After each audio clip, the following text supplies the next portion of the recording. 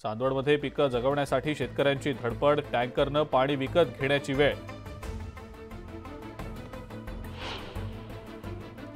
बाजार समितीमध्ये हळदीच्या काट्यावर वजनात तफावत होत असल्याचा प्रकार उघड, हिंगोलीतल्या प्रकारानं शेतकरी संतप्त। पश्चिम रेल्वेच्या पालघर ते उमरोळी रेल्वे स्थानकादरम्यान आज आणि उद्या 2 तासांचा मेगा ब्लॉक, लांब पल्ल्याच्या 2 पॅसेंजर गाड्या रद्द। मुंबईमध्ये 1,63,000 कोटींच्या घरांची विक्री, 7 शहरात 4.5 लाख कोटींची उलाढाल। सारे इमारतींचं वर्षातनं 2दा होणार फायर ऑडिट, गृहनिर्माण मंत्री अतुल सावे यांनी केली घोषणा।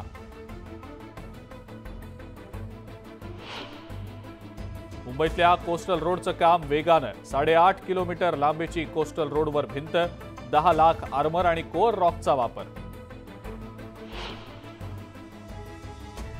ऊस दर प्रश्नी सांगलीमध्ये कारखानदार आणि शेतकरी संघटनांची बैठक, बैठकीमध्ये तोडगा निघतो का याकडे लक्ष।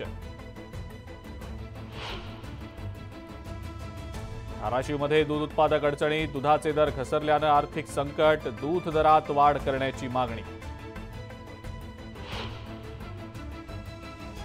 जळगावातील चाळीसगाव तालुका दुष्काळग्रस्त जाहीर, इतरही तालुके दुष्काळग्रस्त करण्याची जिल्हाधिकाऱ्यांची केंद्रीय पथकाकडे मागणी।